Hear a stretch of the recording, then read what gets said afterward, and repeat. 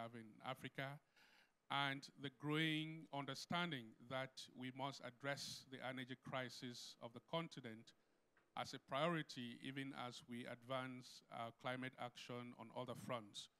So this conversation is quite timely in terms of the opportunity, but also in terms of the challenge that is in front of us in this respect. And to get us going, I'd like to start by inviting a panel that will lead the conversation from this side at the beginning, and hopefully within the time that's allocated to us, we can invite the rest of the public to join in the conversation towards the end. So allow me to invite to the podium, in no particular order, Dr. Daniel Alexander Schroth, who is the Director of Renewable Energy and Energy Efficiency at the Africa Development Bank. And you can pick a seat of your choice as you come up. I'd also like to invite Dr. Augustine Jamshi, Executive Director of the Africa Coalition for Sustainable Energy and Access. Allow me also invite Dr. Amina Asfour, who is President of the Africa Business Council. And John Mwebe from Recourse is going to be joining us shortly. I'm sure he's held by the rain. I've seen an SMS come from him, but I've not had time to read it, so I suspect it's an apology for running late.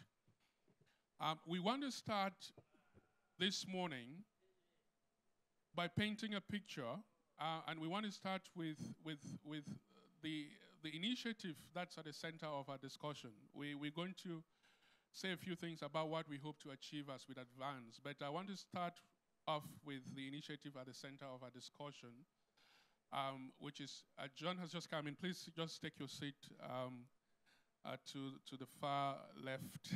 Thank you so much. John works for Recourse. He works in finance, but also leads their energy work.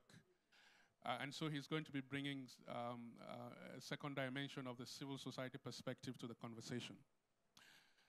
So let's start by looking at what exactly Mission 300 is. I know plenty of us in the room have an idea about what it is. It's a pretty new initiative. We're still learning what it really is and what it represents in terms of opportunities, but also in terms of some of the challenges that we all need to work together to resolve. And there couldn't be anyone better placed to discuss that than Daniel, who would open our discussions with an overview of what Mission 300 truly is. Daniel, you have the floor, and I would like to invite our IT team to put up his presentation, please. Thank you very much for having me, and good morning, everyone. Indeed, I have a couple of slides just to highlight a little bit the background and the latest updates on Mission 300. I'm sure you've already heard quite a bit about Mission 300 the last couple of days. The President mentioned it in his opening remarks of these annual meetings yesterday. But the idea is here really to give you an overview of the concept, the idea, and sort of the process of rolling out Mission 300. So if we can have the slides up, please. It's just a couple of slides, so don't worry, I'm not going to take too much time. I think the idea here really is to have an open, frank conversation. So we definitely want to have sufficient time for Q&A at the end of this panel discussion. I don't think that that's the presentation. Looks like a World Bank presentation to me, but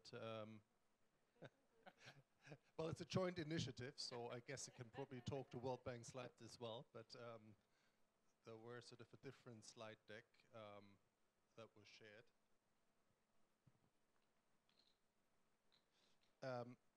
Well, let me maybe start in the interim, and I think that the context is we are acutely aware of the general context. Obviously, a continent already with 1.4 billion inhabitants expected to grow to over 2 billion by 2040. Yet at the same time, we still have close to 600 million Africans without access to electricity.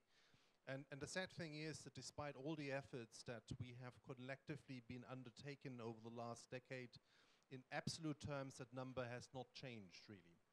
Already a decade ago, in the context of Sustainable Energy for All, SDG 7, we were talking about close to 600 million Africans without access to electricity. There's obviously been tremendous progress in terms of the percentages, but in absolute terms, we still face a significant challenge. And that situation is even looking more daunting if we look at access to clean cooking solutions, where we have close to 1 billion Africans without access to clean cooking solutions, with all the negative impacts in terms of health, particularly for women and children, also impacting, of course, gender empowerment, having impacts on climate change through deforestation. And that's really sort of the paradox, because at the same time, obviously, the continent is endowed with some of the best resources, particularly on renewables. You know, solar across the entire continent, wind across the coastlines, even some parts of the interior, geothermal along the East African Rift Valley, hydro, particularly in Central Africa. And you see that only a fraction of global investments in renewables are this far coming to Africa. So that's really the backdrop for Mission 300. Just checking with the IT team if they have found the presentation in the meantime. But that's really the backdrop why Mission 300 was launched about a year ago at the spring meetings of the World Bank in 2024. It is a joint initiative between the World Bank Group and the African Development Bank. And I would like to emphasize this because I think it's the first time that I see the two institutions really joining forces systematically. We have meetings, discussions with the World Bank on a weekly basis at different levels.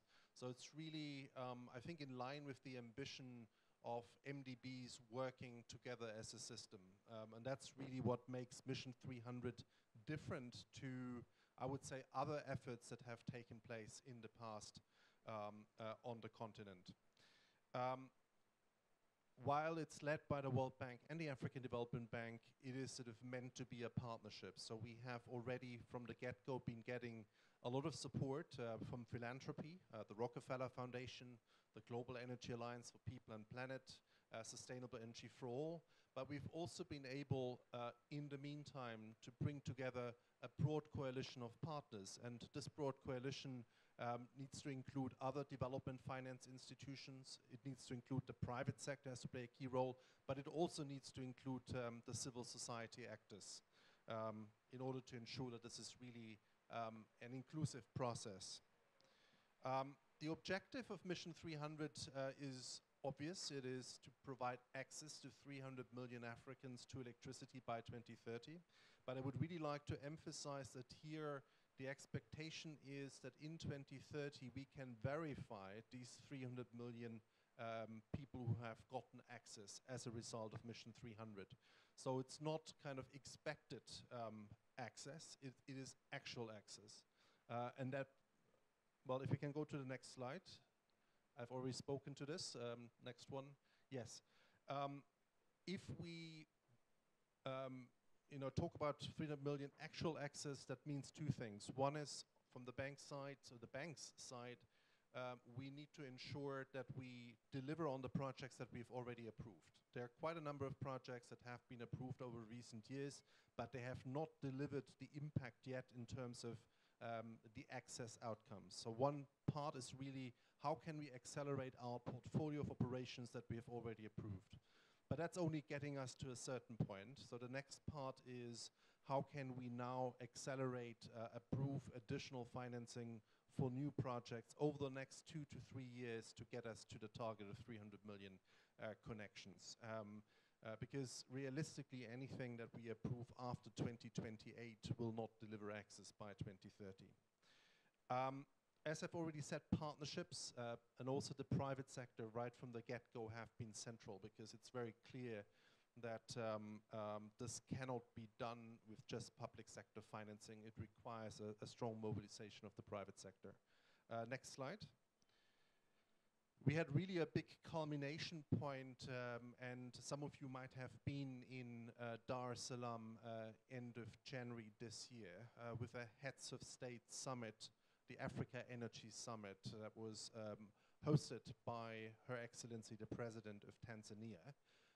And it brought together close to 30 African heads of state and government. We had 48 countries represented at very senior level. We had the ministers of finance and the ministers of energy. And they all endorsed the Dar es Salaam Declaration. What is important, I mean, there's no shortage of declarations. I think we have all seen many declarations from events and summits and so on and so forth. But I think what is really important about the Dar es Salaam Declaration is that it's a commitment from African countries at the highest level to undertake the required reforms to achieve the ambition of Mission 300. So it's really a reform commitment more than anything else. It's also a declaration that was subsequently endorsed by the African Union at the February AU Heads of State Summit. Obviously, Mission 300 and 300 million will only get us halfway towards the challenge. So it really requires others to step up as well, so that we can really make a significant dent towards addressing the overall access deficit. I think two aspects I want to mention in addition. One is that we had in Dar es Salaam the presentation of the first 12 what we call energy compacts. 12 countries that have developed those compacts, which are holistic sort of energy sector development plans. And I'll talk a bit more about the compacts in a minute. Those were presented by the countries through their ministers of finance and energy, but with an inclusive kind of discussion with relevant stakeholders. They were very well received in the conversations in Dar es Salaam. The second point I just want to highlight is, and that's sort of really speaking to the point around partnership, that already in Dar es Salaam we were able to bring various other financial institutions from Agence Française de Développement, the OPEC Fund, Islamic Development Bank, Asia Infrastructure Investment Bank, and others to come to the fore and say, we're supporting Mission 300. We're not only supporting it with words, we're actually putting our money on that, and really announcements, significant announcements of co-financing and investment in projects that contribute to Mission 300. Next slide. Just very quickly, I spoke about the energy compacts, and there are really 5 sort of central pillars that underpin the compacts.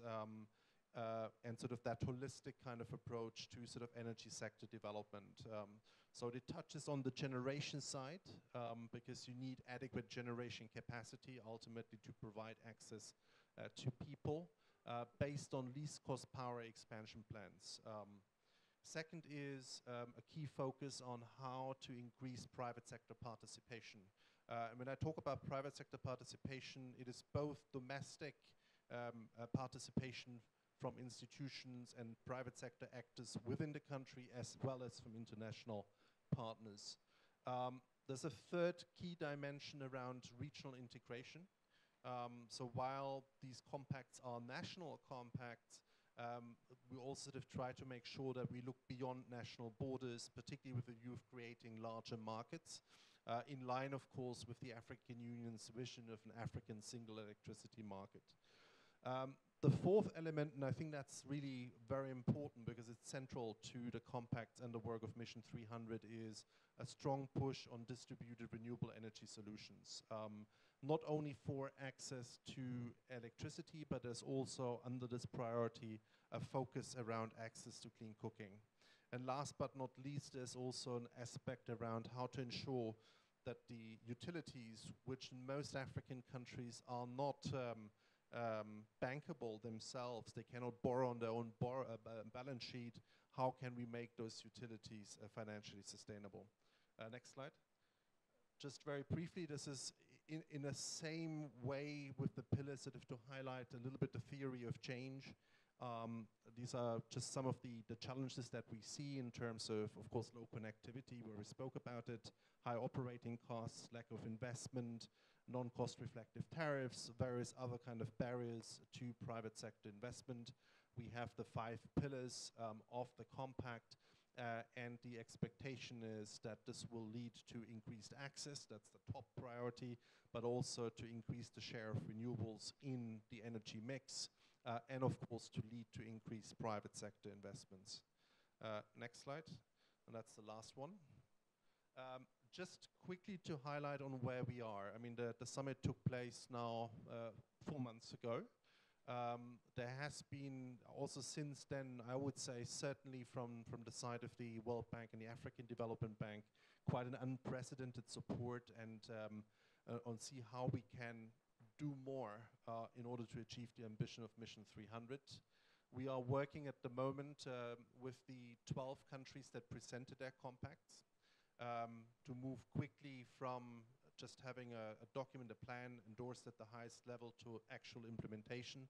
One element of that is that we have been advising the countries to set up or to capacitate existing institutions to become what we call compact delivery and monitoring units that are placed strategically within sort of the system that can make sure that the various ministries are working hand in hand that need to be involved.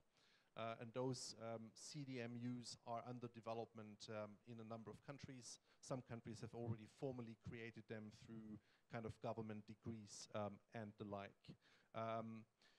We're also in parallel, because there has been this unprecedented support from many African countries on the compacts and the Dar es Salaam Declaration. We've received expressions of interest from a second cohort of countries. So work is currently at different stages of development for the development of 20 additional compacts. I'm not going to mention all the countries by name, but you see the list here. The idea is that these compacts will be presented in the course of this year to the public. There will be a first set of compacts presented at the private sector Mission 300 event in London next week. There will be a few additional ones at the Africa Energy Forum mid-June. And then very importantly, there will be a sort of head of state gathering on Mission 300 in the context of the UN General Assembly, where we expect those 20 compacts ideally to be sort of formally adopted and presented. So as you can see, there's a lot of action. I think there's both in terms of working on actual projects, looking at new financial instruments, and I can talk a bit more about the subsequently, like Project Zafiri as an example, but also in terms of making sure that at the country level they have the right structures and processes in place to see actual implementation. And that really will require that there's a continuous dialogue, not only sort of in the development of a compact, but also on the implementation side. And I think this is one of the elements that these CDMUs should also help to ensure. So thank you very much for your kind attention. Let me stop here. Thank you. Thank you so much, Daniel. And I'm guessing that there are a number of questions in the room already, but we're going to get to that bit very shortly. Just to point out that the side event has been convened in partnership between the Bank Civil Society Coalition for Climate Change and Energy, as well as the Pan-African Climate Justice and AXIA. So allow me, if you would, in also about 10 minutes, so that we have a conversation around these issues, what Daniel just presented, but also the African civil society's perspective or on this issue. And not quite a response, but kind of the thoughts that we have. And allow me 10 minutes to quickly go through that, and then I'm going to get back to the panel, which I think is a highlight of our engagement this afternoon. So if I can also have my own slide up, I hope. And again, apologies for the technical hitches at the beginning. Thank you so much. One of the things we thought of immediately after Mission 300 was launched was to think and look at it very closely and trying to find opportunities for engagement within the initiative, particularly because we felt that it aligned with some of the work that we were already doing and some of the campaigns that we were already leading on the continent. And our reflections led us to develop what we are referring to as the a framework for civil society engagement with Mission 300. Next slide, please. I'm going to try to go very quickly on this one. Apologies to the interpreters who may have to keep pace with me. Next slide, please. Est-ce que je peux avoir la suite, s'il vous plaît? All right, I'll keep talking until they catch up. Last year, at the Africa Heads of State Summit, on the sidelines of that event, we launched what we referred to as the 630 campaign, and it was really a Pan-African push to power the 630 million people without electricity on the continent. The numbers varies depend on who you're talking to, 600 million, 630 million, 650 million. But 630 was quite symbolic for us, and so we decided to name the campaign the 630 campaign, which we thought if you were going to invest $1,000 for everyone without electricity on the continent, that amounts to about $630 billion. Quite ambitious, but if you had to provide 100% electricity access on the continent, you need to think about everyone without access to electricity. And we are glad that, as Daniel has pointed out, Mission 300 has an ambition that comes up to halfway that ambition. Next slide, please.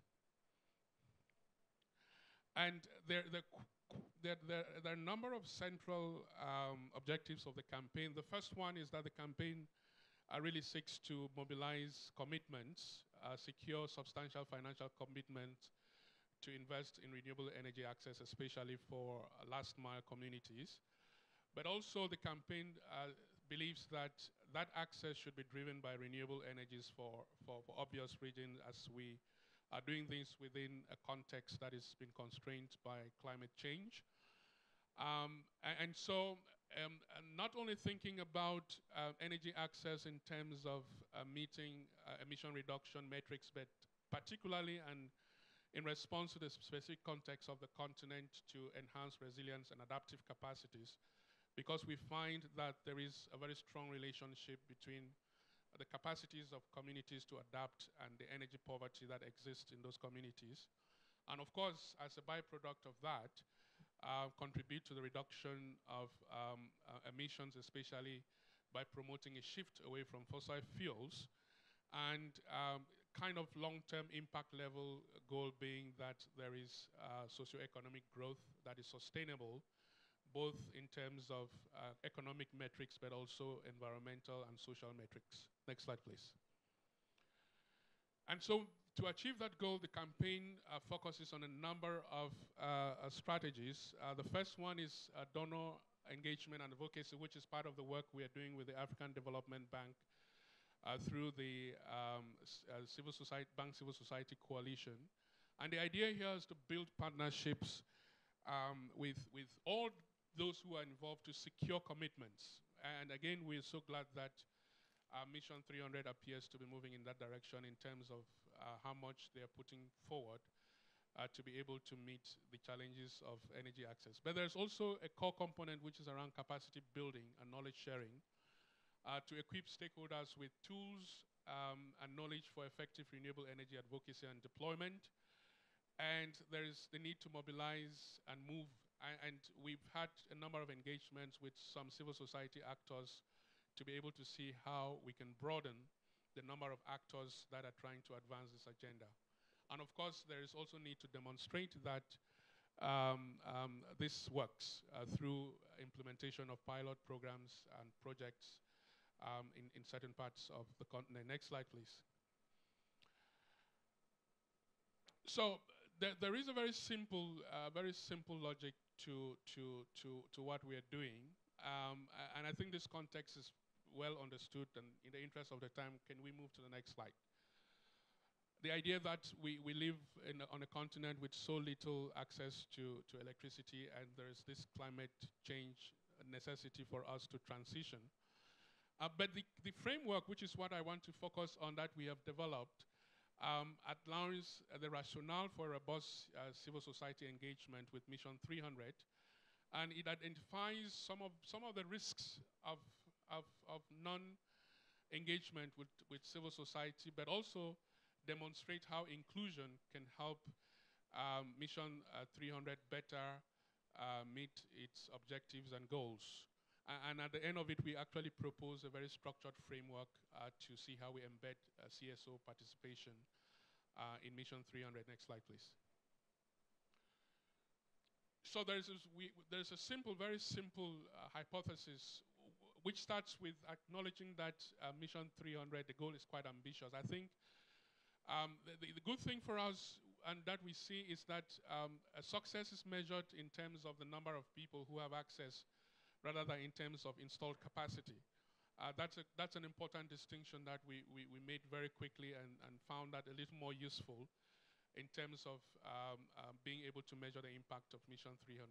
However, we think that cannot be very possible if there's a lack of civil society engagement. And the lack of it, there is mention throughout the documentation on Mission 300 about consultations, involvement of civil society, but there's really no structured, deliberate attempt to make the civil society or communities part of the process. And that presents a number of risks. I'm going to just name 3 of them, which is that of lack of legitimacy.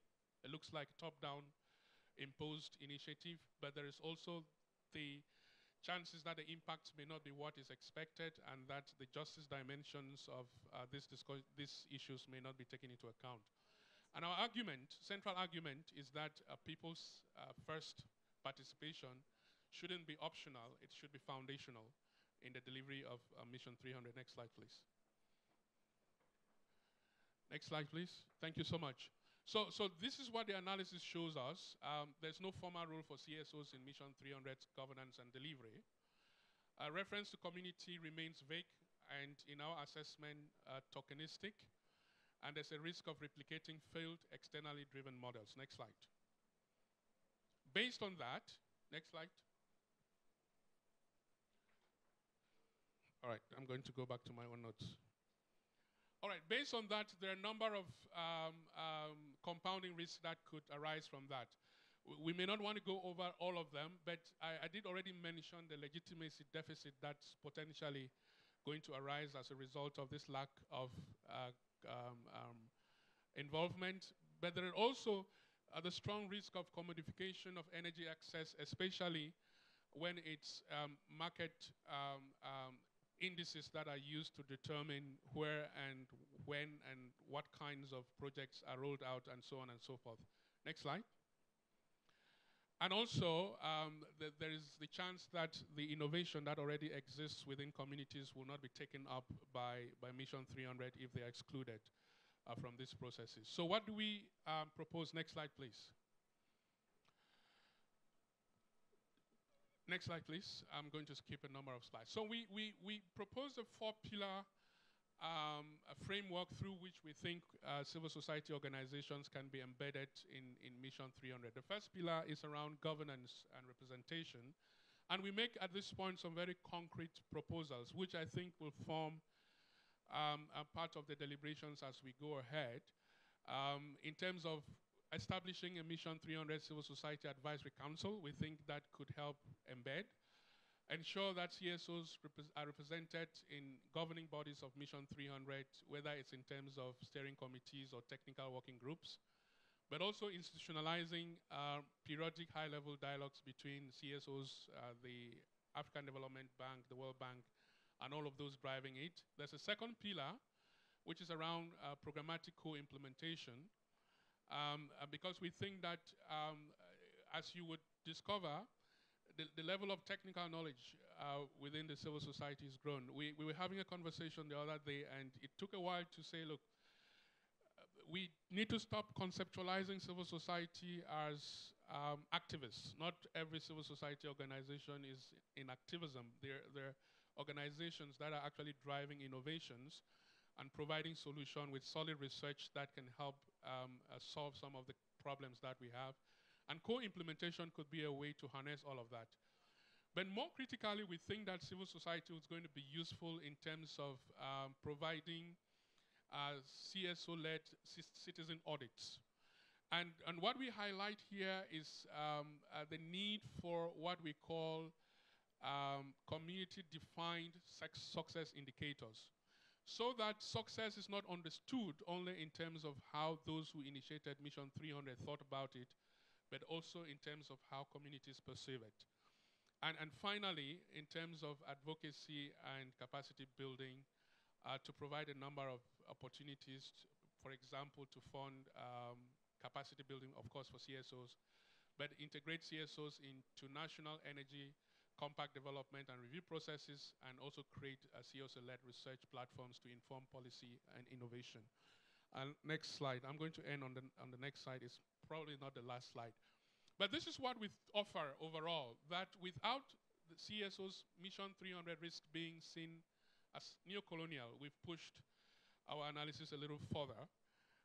But with CSOs, it becomes a transformative people-centered initiative. And that's our sales speech to the African Development Bank and the World Bank and all of those involved. So it's really intended for the ultimate good of Mission 300 rather than a critique and criticism of Mission 300.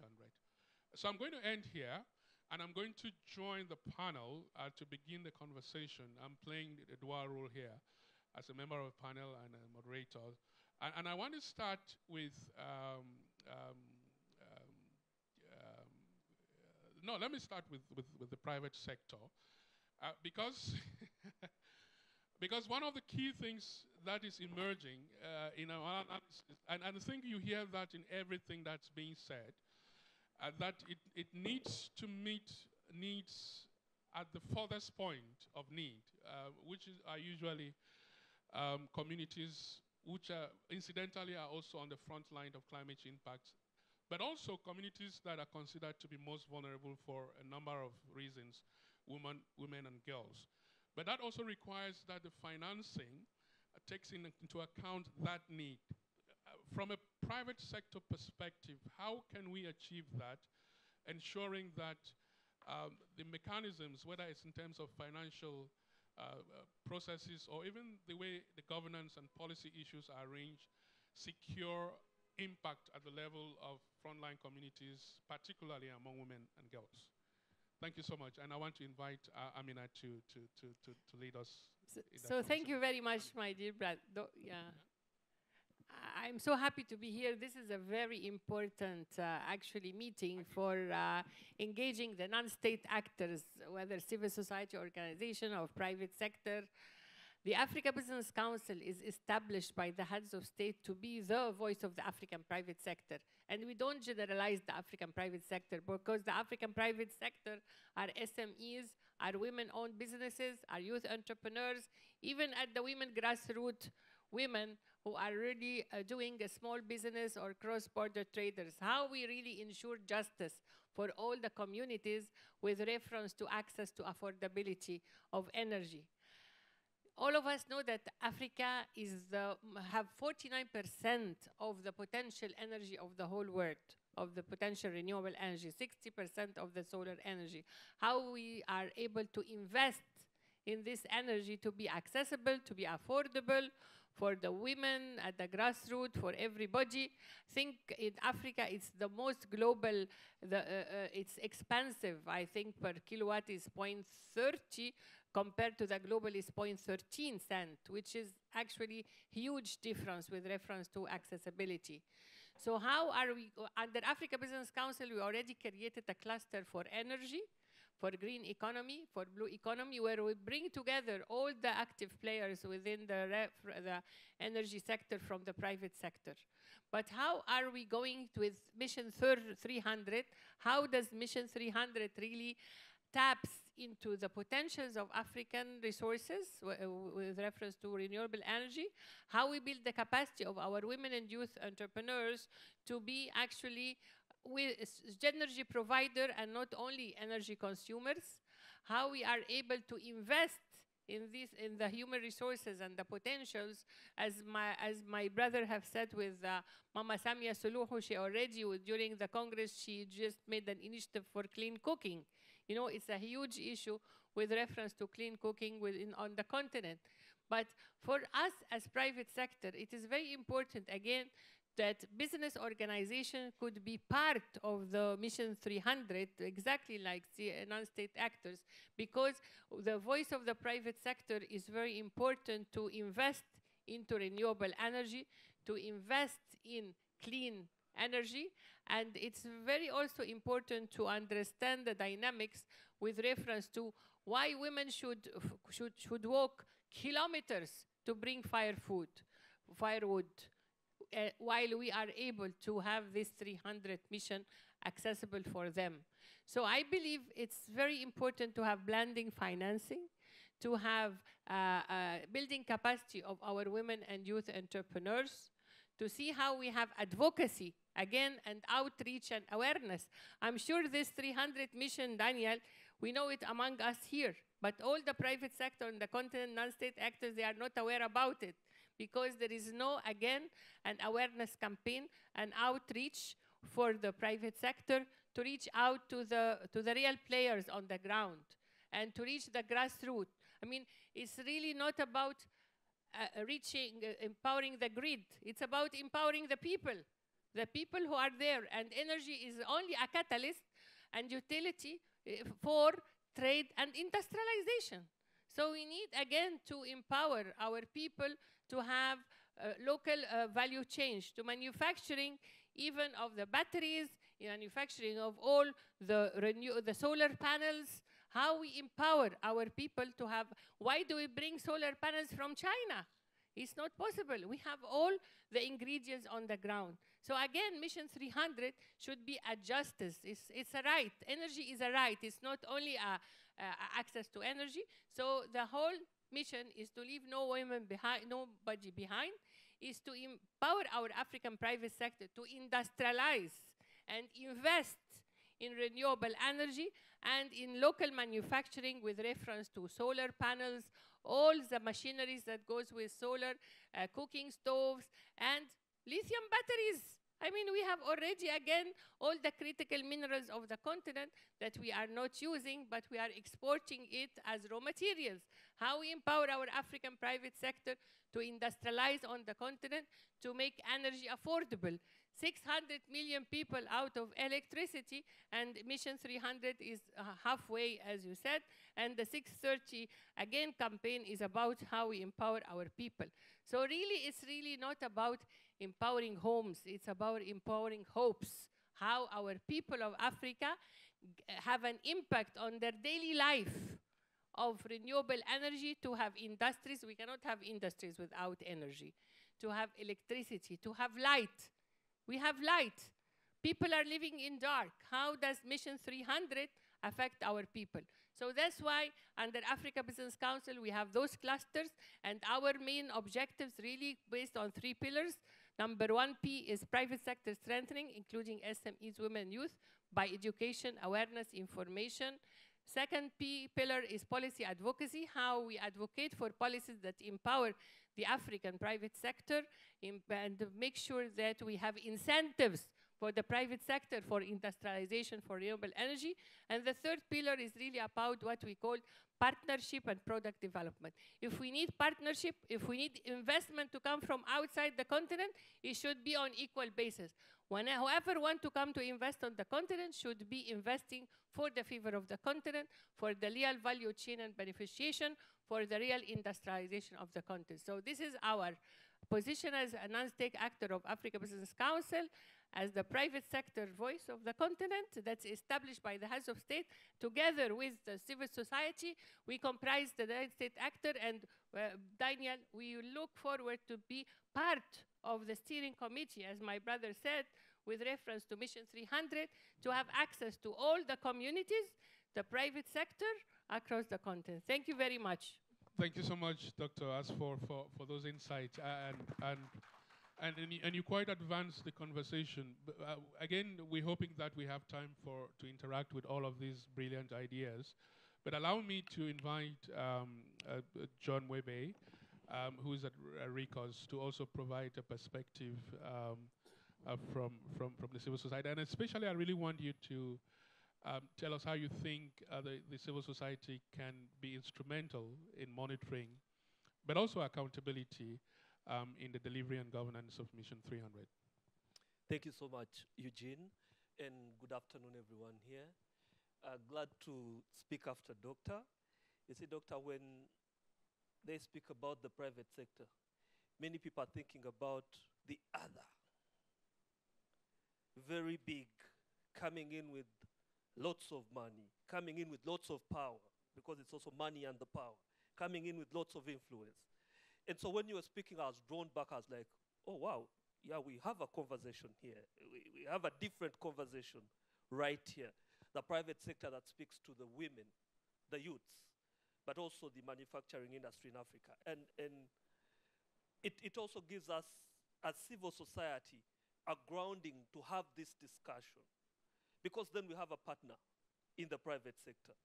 And the partner now speaking to the categories that you have provided. That's John, if you may, we're in the last half hour of our time. okay. Could you just speak to the issue of civil society accountability and monitoring? Civil society coming into this discussion, we are talking to Mission, we are talking about partnerships with Mission 300. Eugene has set a very good ground when he was talking about us being a part of these discussions. Some of these things that we are talking about, as we talk about moving away from non-renewable energy and talking about natural gas as a transition energy, this is a discussion that we as civil society want to bring back to the table, that we are talking about movement to non-renewable, from non-renewables to the renewables, and that we still have a discussion around the natural energy. There's a discussion around the false alternatives. Now, Mission 300 brings a lot of a discussion around the renewable energies to the extent that solar, geothermal, hydro are all coming in to better the lives of the people and to bring the energy. But we are seeing a trend where the violations that were happening with the renewables, with the non-renewables, are still the violations that are coming with the renewables now. We are still seeing solar projects, geothermal projects. We are still seeing hydro projects that are affecting the people in a grand way, that are talking about dispossession of land, that are damming rivers, that are causing pollution. And we are saying that coming into this discussion as civil society, we want to go back to that table with you, like Eugene has suggested, when you are developing these projects, as you are rolling out these projects, to talk about our input into the rollout of these projects and the implementation of these projects, because there we are having all these experiences, and there's something that we can provide to these discussions. The other thing maybe is the improvement in the documentation of community consultation processes. You heard the private sector speak. You're listening to us speak. You're listening to the communities who are the major constituents. In as much as it comes off as a top-down, the legitimacy gets into question. And that's a major thing that we are talking about here. But also lastly, when you are talking about the financing aspect of it, shifting from the very loan-heavy financing, which is the loans that come from the private sector. We know that as the Africa Development Bank and the financing architecture is now tilted to tapping into the private private funds, the private capital. And with that tapping into the private capital comes the issue of debt on one part as our countries, because then they're offering that private capital doesn't really go into grants. It doesn't really go much into concessional loans. So we are having that discussion around that. How are we going to mobilize the little public finance that we are having? How are we going to have this discussion with you to mobilize this to go into grants and concessional financing for the energy? Because then if we're falling to the debt, then it becomes worse for us as states. But also, it also gives the overburdening hand of private capital onto the energy discussion, which we do not want, both as states, but also as civil society getting into these discussions. At RICOS, we are having these discussions. I'm the Africa Finance Campaigner for RICOS. We are having these discussions, and we hope to further them with the Mission 300 team. Thank you so much. Thank you so much. Let me bring in Dr. Njamshi. In addition to the work you do at BACJA and AXIA, you're also the chair of the Bank Civil Society Coalition on Climate and Energy, which is an instance That's pretty close to the bank. I just wanted to hear your thoughts on how you think that coalition could serve as a platform to advance some of the issues that have been raised in this conversation, especially around participating or enhancing civil society participation in the governance and delivery of Mission 300. Dr. Nyamshi? Thank you. Thank you very much, Eugene. And I stand on the words of the speakers that have spoken before me. I just, as an individual, I think we're having a wonderful exercise. I wish we could understand the context in which we are dealing with the current geopolitical situation around the world. We need to be a little more daring. We need to be a little more audacious in our approach. And something that Daniel spoke about, and you, Eugene, also have said, is the fact that we're slowly coming out of the traditional approach of looking at success in this energy discourse, being installed capacity, moving towards access, okay? Because we could have big installed capacity, but that doesn't resonate with the person in the last mile. So just the fact that the AFDB and the World Bank are taking this approach, we could say this is a positive step. But we have to move a little more further, and I was thrilled by the intervention of my sister, Dr. Amami. So far, we've had these public-private partnerships as a modus operandi in these energy or investment discussions. What the coalition and its partners are proposing, we should go beyond that and have public-private community partnerships. That's where issues like this can come in. That's the window, okay? And if you look, ladies and gentlemen, if you look, there was a study that was done a couple of years ago, an assessment of renewable energy initiatives on this continent for the last decade. There were more than 58. When you look around, is it a continent that has 58 renewable energy or more than 58 renewable energy initiatives? So what is wrong? The problem is governance. Let's think out of the box. And the coalition is in a better place, working with the bank for the people and bringing along other partners that are not necessarily in the coalition, getting their own ideas to make this work. I believe that if we use this approach, Mission 300 will not only be daring, it will be successful because it comes with the people in mind. Then lastly, Eugene, let's just take an instance where John talked about having renewable energy initiatives or projects that still do more harm to the people than good. If, for instance, a project comes to a community, the people give 5 hectares of their land. They sacrifice 5 hectares of their land. Instead of being compensated for that land, they turn it into the equity of that community in that project. You know what? The community will see a long-term interest in keeping that project. You will not have to bring guards from elsewhere to protect the solar panels because it is their project. At that time, the investor is winning. The community is winning because they are stakeholders, not passive stakeholders. These are the kind of ideas and approach that the coalition is bringing into this, this discourse. Thank you, Eugene. Thank you so much. And just to mention that we're actually fleshing out the idea of public-private community partnerships, and we'll be sharing a more detailed analysis of what we think that might look like in the next few days as an outcome of this process. But we're down to our final 5 minutes. Let's hope that we are not thrown out of the hall suddenly. And I want to take the opportunity to invite members of the audience who may have a question or remark. Please keep it short, straight to the point. One question per person. Tell us your name, your organization, and direct your question to a specific person. I don't know if we have microphones in the room. Yes, there's someone with a microphone. Hello.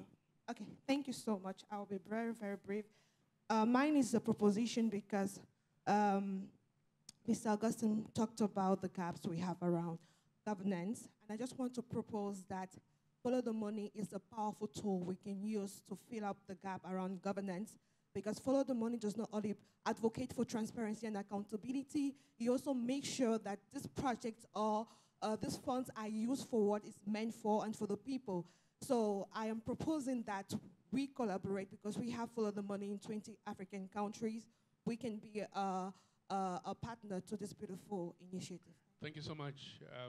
Nancy, you didn't introduce yourself, so I'm just taking Sorry, the opportunity. I'm Kondi Nancy Saibu. I am the Executive Director of Actions for Development and Empowerment, and also Country Director of Follow the Money. I love money. Let's take one or two more people. Bring the microphone to the front, the lady with a blue headscarf. Let's start with the lady. I'm going to come to you. Don't worry, my friend. Thank you very much. So my question is the bank representative. The AFDB has launched a civil society action plan that highlights the need for capacity building for civil society organizations.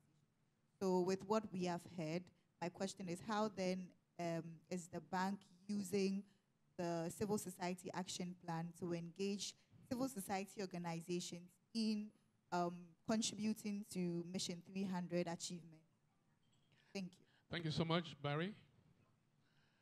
And I'm seeing a number of hands. Allow that when Barry speaks, we give an opportunity for a response and see how much time we have for a second round.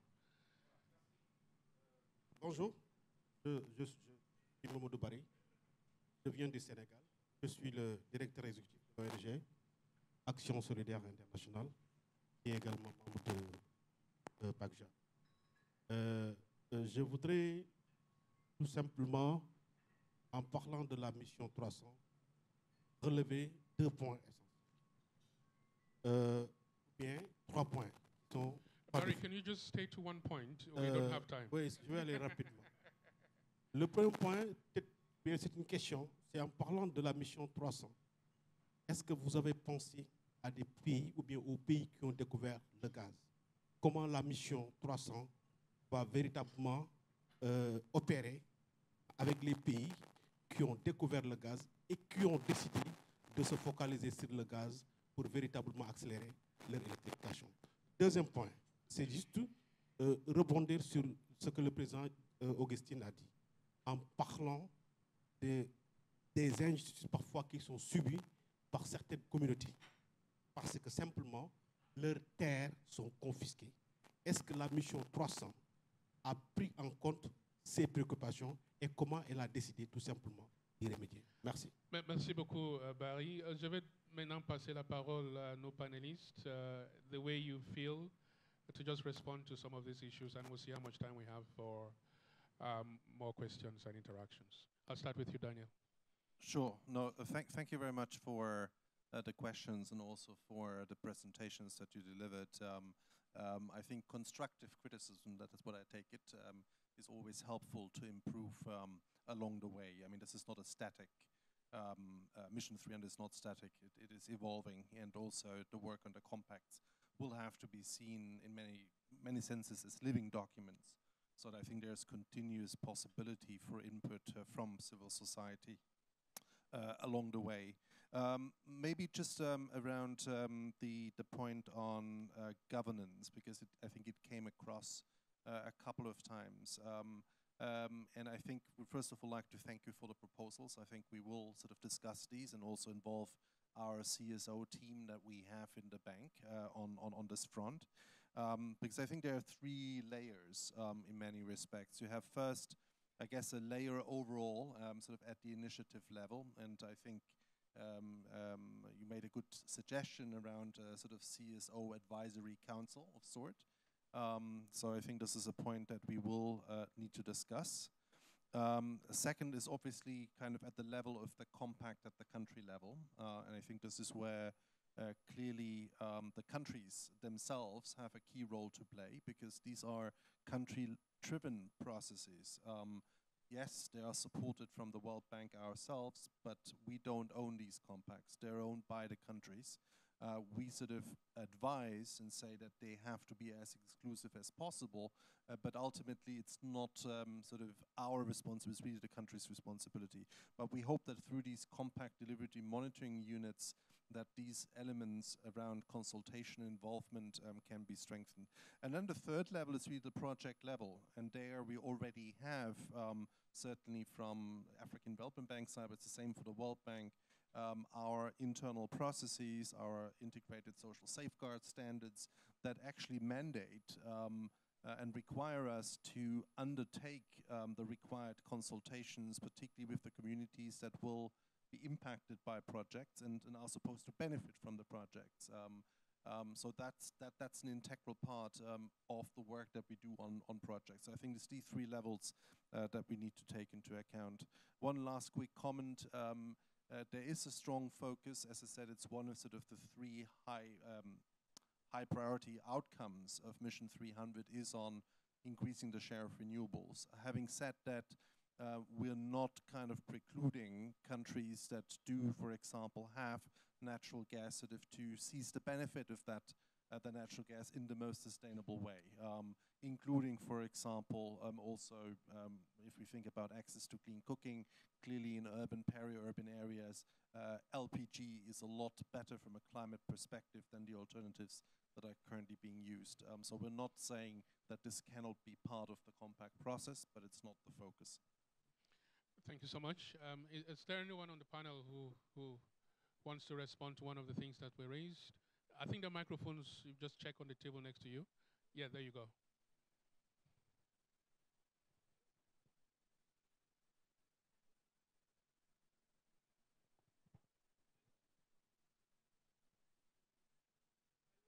You'd have to turn them on, I think.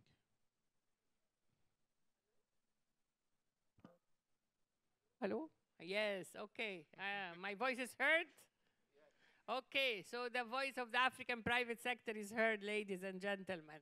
So thank you very much. I think it was very important, the questions, all it fits on what the proposal was really put together is how we engage the non-state actors, whether the African private sector or the African CSOs, to be part of the whole Mission 300, whether advisory or steering committee. You know, we have another initiative called, for instance, CAPS, Common Agro-Industrial Parks, where the Africa Business Council sits on the steering committee with Afri-Exim Bank, with African Union, to ensure the access and the outreach to the private sector at all levels.